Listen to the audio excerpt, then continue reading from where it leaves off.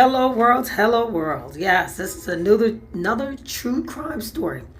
Believe it or not, you know when they say life imitates arts? Well, there's a movie called The Extreme Measures whereby it was a scientist who was trying to develop a cure by using the body parts of individuals and of course without their consent. Fast forward to real life events. There's a hospital who was using inmates' body parts, and some families have since sued, claiming that their relatives did not consent to this procedure and that they had no knowledge that their relatives' body parts was being removed from their bodies. Take a listen, take a read, comment, let me know what you think. Is it ethical or unethical?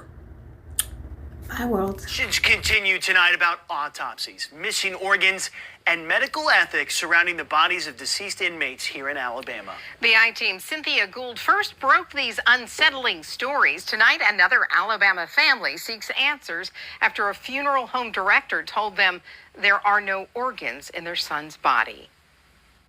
So many questions. Who's taking these organs and why? It's the third such case we've covered.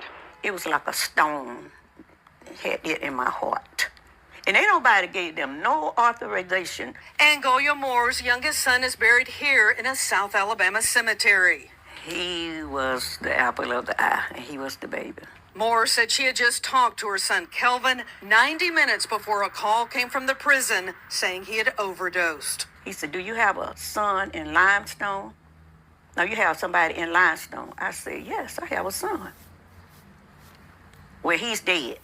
Shock turned to horror when the family heard from the funeral director. He said, "There's no organs in his body," and we just hit the ceiling. It's deep.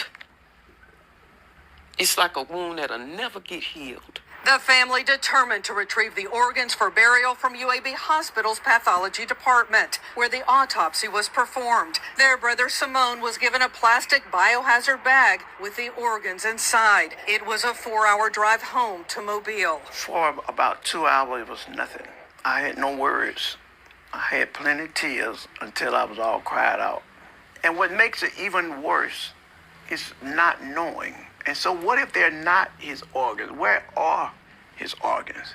The body may have to be exhumed to answer that question. The Alabama Department of Corrections contracts with UAB to perform some autopsies. Experts say only in rare cases would organs be kept. Tissue samples are used for any follow-up. Dominic Sisti is an associate professor of medical ethics at the University of Pennsylvania. It is, I think, an ethical duty of the prison system and of the correctional system to be in constant communication with family members on this point. This is an important matter of trust. It's an important thing for families to be able to begin the process of healing. Federal court documents reveal a group of UAB medical students raised ethics concerns, asking was there informed consent to use organs, tissues for research or teaching. They should not be using organs to teach with without consent of the patient or the family.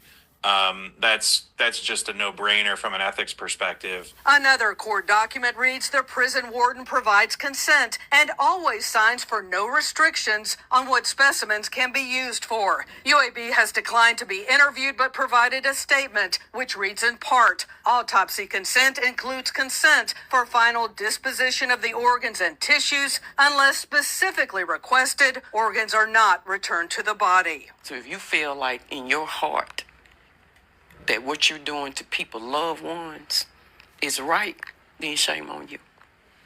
The Moores tell us they plan to file a federal lawsuit. They hope this never happens to anyone else.